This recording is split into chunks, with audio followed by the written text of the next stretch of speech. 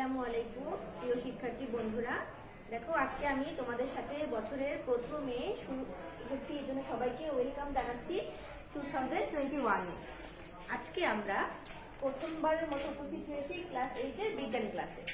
তো আজকে আমরা প্রথমেই প্রাণী জগতের শ্রেণীবিন্যাস, তোমাদের প্রথম অধ্যায় যেটা আছে বইয়ে, সেটা সম্পর্কে আলোচনা করব। তো প্রাণী জগতের শ্রেণীবিন্যাস আলোচনা করতে হলে আমরা প্রথমেই বলবো, আমরা তো জানি পৃথিবীতে লক্ষ লক্ষ প্রাণী আছে, কোটি কোটি প্রাণী আছে। এখন এই প্রাণী জগৎকে আমরা কিভাবে জানবো, তাদেরকে আমরা কিভাবে জানতে পারবো যে তাদের বাসস্থান কোথায়, তাদের খাবার কেমন, তারা কি খেয়ে বেঁচে থাকে, তারা কোথায় থাকতে পছন্দ করে, তাদের শারীরিক গঠন কেমন, এগুলো সব আমাদের এতগুলো প্রাণী একসাথে জানা সম্ভব নয়। তো এগুলোকে এজন্য কি করেছি, আমরা একটা শ্রেণীতে ফেলা হয়েছে। বিজ্ঞানীরা এদেরকে এই কারণে একটা শ্রেণীতে ফেলেছে, যাতে করে আমরা খুব সহজে এদেরকে জানতে পারি, বুঝতে পারি। এদের সম্বন্ধে খুব ভালোভাবে জানার জন্য তো আমাদেরকে এদেরকে শ্রেণীবিন্যাস করা হয়েছে। তো প্রাণী জগতের শ্রেণীবিন্যাসের কথা বলতে গেলেই প্রথমে আমাদের বিজ্ঞানী ক্যারোলাস লিনিয়াসের কথা উঠে আসে, কারণ উনি হচ্ছে প্রাণী জগতের শ্রেণীবিন্যাসের জনক। ওনাকে বলা হয় প্রাণী জগতের শ্রেণীবিন্যাসের জনক, বলা হয় ক্যারোলাস লিনিয়াসকে। উনি কি করেছে, সমস্ত প্রাণী জগতের শ্রেণীবিন্যাস যে করা হয়েছে তাদেরকে আবার কিছু কিছু বৈজ্ঞানিক নাম দিয়েছে, যাদেরকে আবার দ্বিপদ নামকরণ বলা হয়। এগুলো সম্বন্ধে আমরা পরবর্তীতে জানবো। তো আসলে প্রথমে জেনে নিই, এগুলো জানলাম আমরা প্রাণী জগতের শ্রেণীবিন্যাস এই কারণে করা হয়েছে। তো প্রাণী জগতের শ্রেণীবিন্যাস আমাদের খুবই গুরুত্বপূর্ণ কিছু বিষয়। এদেরকে যে প্রথমে এদেরকে সম্পূর্ণ সাধারণত প্রাণীরা মেরুদণ্ডী অমেরুদণ্ডী দুই ধরনেরই হয়ে থাকে। তো মেরুদণ্ডী অমেরুদণ্ডী সমস্ত প্রাণীকে একত্রে একটি জগতে ফেলা হয়েছে, যাকে বলা হয় অ্যানিমেলিয়া।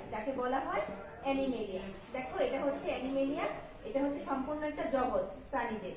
সেই প্রাণী জগৎকে আবার কয়েকটি ভাগে ভাগ করা হয়েছে। দেখো প্রথমে 8টা ভাগে ভাগ করা হয়েছে, যাদের নাম হচ্ছে Porifera, Cnidaria, Platyhelminthes, nematoda, Annelida, arthropoda, mollusca, Echinodermata এবং কর্ডাটা।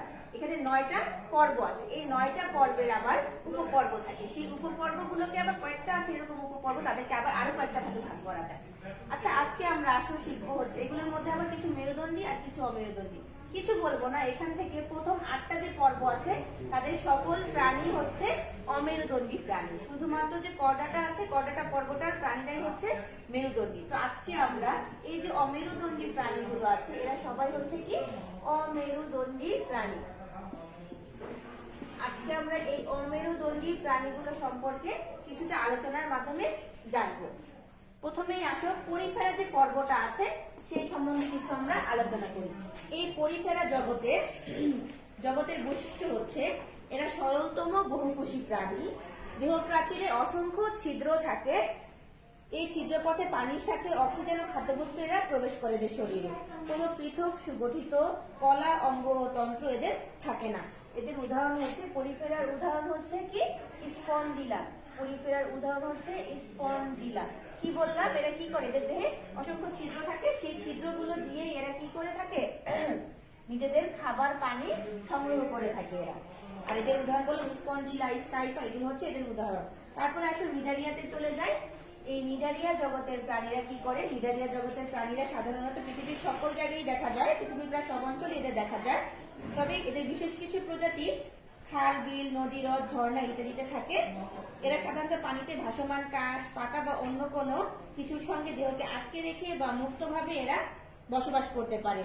এদের বৈশিষ্ট্য হচ্ছে দেহ দুটি ভূমীয় কোষস্তর দ্বারা গঠিত। দেহের বাইরের দিকের স্তরটি এক্টোডার্ম এবং ভিতরের স্তরটিকে বলা হয় এন্ডোডার্ম। এরা কি করে থাকে, এরা সাধারণত এদের বৈশিষ্ট্যপূর্ণ এক ধরনের নিডোব্লাস্ট নামের কোষ থাকে, যার মাধ্যমে এই কোষগুলোর দ্বারা এরা শিকার করে, আত্মরক্ষা করে, কিংবা খাদ্য গ্রহণ করে অথবা চলতে এদের সাহায্য করে। এই ধরনের প্রাণীর নাম হচ্ছে হাইড্রা। আমরা আগেই বলেছি এরা কি করে, যে কোনো পাতা, ভাসমান কাঠ এগুলোর মধ্যে কি করে থাকে, এরা সাধারণত মুক্তভাবে আটকে থাকে। এই যে হাইড্রাটা দেখতে অনেকটা এরকম ধরনের হয়ে থাকে, এটা হচ্ছে একটা হাইড্রা। তারপর আছে প্লাটিহেলমিনথেস হচ্ছে এই পর্বের প্রাণীরা খুব বৈচিত্র্যময়। এই পর্বে বহু প্রজাতি কি করে বহিঃপরজীবী বা অন্তঃপরজীবী হিসেবে বাস করে। আচ্ছা, বহিঃপরজীবী বা অন্তঃপরজীবী বলতে আমরা কি বুঝি? অন্তঃপরজীবী মানে হচ্ছে এরা কি করবে, অন্য কোনো প্রাণীর শরীরে বসবাস করবে। আর বহিঃপরজীবী হচ্ছে খোলা বাতাসে, আকাশে, মুক্ত মাঠে যারা বসবাস করতে পারে, নদী নালা খাল বিলে মুক্তভাবে, এদেরকে বলা হয় বহিঃপরজীবী। আর যারা অন্য কোনো প্রাণীর শরীরে বসবাস করে তাদের বলা হয় অন্তঃপরজীবী। এখন অন্তঃপরজীবী বলতেই একটা জিনিস আমাদের মাথায় আসে, দেখো আমাদের শরীরে এমন একটা পোকা বা একটা প্রাণী থাকে যেটা আমাদের শরীরের ক্ষতি করে বলতে নিশ্চয়ই আমি জানি তোমরা সবাই বলতে পারবে, কৃমির কথা আমাদের মাথায় আসে। হ্যাঁ, ইয়েস, কৃমি। এই কৃমিটাও হচ্ছে কি এক ধরনের প্লাটিহেলমিনথেস পর্বের প্রাণী। তো আসলে আমরা এগুলোর কি করি, এগুলো একটু বৈশিষ্ট্য, সাধারণ বৈশিষ্ট্য জেনে নিই। দেহ হচ্ছে চ্যাপ্টার, উভলিঙ্গ। বহিঃপরজীবী বা অন্তঃপরজীবী যেটা আগে বলেছি, দেহ হচ্ছে পুরু কিউটিকল দ্বারা আবৃত। দেহে চোষক ও আন্টা থাকে। দেহে শিখা অঙ্গ নামে বিশেষ অঙ্গ থাকে, এগুলো রেচন অঙ্গ হিসেবে কাজ করে। পৌষ্টিকতন্ত্র অসম্পূর্ণ বা অনুপস্থিত। উদাহরণ হচ্ছে যকৃতকৃমি, ফিতাকৃমি। উদাহরণ একটু আগে তোমাদেরকে বলে ফেলেছি, এগুলো কি কৃমি হতে পারে, তাহলে উদাহরণ হতে পারে যকৃতকৃমি কিংবা ফিতাকৃমি। কৃমি অনেক ধরনের হয়, এখানে আমি সাধারণত এই দুটো একটা উদাহরণের কথা বলা হলো। খেয়াল করো, তারপরে আমরা জানবো নেমাটোডা সম্পর্কে। আচ্ছা, নেমাটোডা সম্পর্কে জানতে হলে আসলে নেমাটোডা হচ্ছে বলা হয়েছে এই পর্বের প্রাণীরা, অনেকে একে নেমাথেলমিনথেসও বলে, অন্তঃপরজীবী হিসেবে প্রাণীর অন্ত্রে ও রক্তে বসবাস করে। এসব পরজীবী বিভিন্ন প্রাণী ও মানবদেহে বাস করে নানা রকম ক্ষতি সাধন করে। তবে অনেক প্রাণী মুক্তজীবী যারা মাটি ও পানিতে বসবাস করতে পারে। এদের কিছু বৈশিষ্ট্য হচ্ছে দেহ নলাকার ও পুরু ত্বক দ্বারা আবৃত, সাধারণত একলিঙ্গ হয়। আমরা আগে প্লাটিহেলমিনথেস কি বলেছিলাম, এরা উভলিঙ্গ হতে পারে।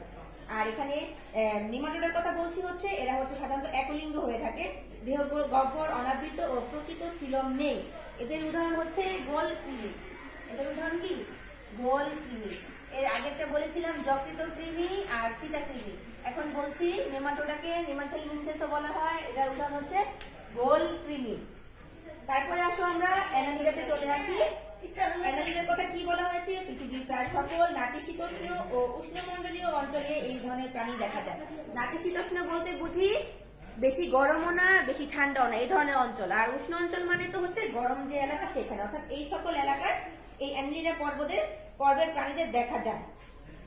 আবার কিছু প্রজাতি কি করে, পাথর বা মাটির মধ্যে গর্ত করে সেখানেও থাকতে পারে। এদের বৈশিষ্ট্য হচ্ছে দেহ নলাকার ও খণ্ডায়িত। নেস্টিডিয়া নামক রেচনাঙ্গ থাকে, প্রতিটি খণ্ডে সিটা থাকে, সিটা চলাচলে সাহায্য করে। উদাহরণ হচ্ছে কেঁচো আর যোগ। উদাহরণ হচ্ছে অ্যানালিডা পর্বের উদাহরণ হচ্ছে কেঁচো আর যোগ। কেঁচো, যোগ। আসলে এরপরে আর্থ্রোপোডা পর্ব সম্বন্ধে জানি। আর্থ্রোপোডা পর্বের বৈশিষ্ট্য হচ্ছে এদের বিভিন্ন দেহ বিভিন্ন অঞ্চলে বিভক্ত এবং সন্ধিযুক্ত উপাঙ্গ বিদ্যমান। মাথায় একজোড়া পুঞ্জাক্ষী বা অ্যান্টেনা থাকে এদের। দেখো আমি একটা চিত্র আঁকলে আশা করি সবাই আমরা বুঝতে পারবো কি বলেছে। এই ধরনের প্রাণীদের মাথায় অ্যান্টেনা থাকে, এরকম অ্যান্টেনা থাকবে, এরকম অ্যান্টেনা থাকবে। এরকম একটা প্রাণী ধরো, অথবা এরকম একটা প্রাণী, আরেকটা প্রাণীও এরকম, এদেরও মাথায় অ্যান্টেনা। বলো তো এই জিনিসটা কি, সবাই বুঝতে পারছি? এটা হচ্ছে একটা প্রজাপতি, আর এটা হচ্ছে কি তেলাপোকা। আমাদের সবার ঘরে ঘরেই প্রায় দেখা যায় এই তেলাপোকা, প্রজাপতি। এরা হচ্ছে আর্থ্রোপোডা শ্রেণীর অন্তর্ভুক্ত। তেলাপোকা, প্রজাপতি এরা হচ্ছে আর্থ্রোপোডা শ্রেণীর অন্তর্ভুক্ত। আসো এরপরে মলাস্কা সম্বন্ধে জানবো। মলাস্কা বলতে আমাদের মাথায় আসবে, দেখো মলাস্কা মানে কি, দেহের মধ্যে এক ধরনের খোলস দ্বারা আবৃত থাকে দেহটা। সেই ধরনের প্রাণীদের পর্বকে বলবো মলাস্কা পর্ব। তোমাদের এগুলো দেখো ছন্দে ছন্দে কেন বুঝাচ্ছি, কারণ কি যখন তোমাদের পরীক্ষার খাতে এগুলো প্রায় তোমাদের নৈবেদ্যিকে তোমরা পাবে, যে কিছু বৈশিষ্ট্য দিয়ে দিবে, যে এবার বলতে হবে যে এটা কোন শ্রেণীর প্রাণী বা কোন পর্বের প্রাণী, অথবা এই উদাহরণটা কোন পর্বের প্রাণী। এর জন্য তোমাদের এভাবে করে মনে রাখতে হবে। মলাস্কা বললাম দেহে খোলস থাকে, শক্ত মোটা খোলস, যেমন শামুক, ঝিনুক। এরা হচ্ছে মলাস্কা পর্বের অন্তর্ভুক্ত।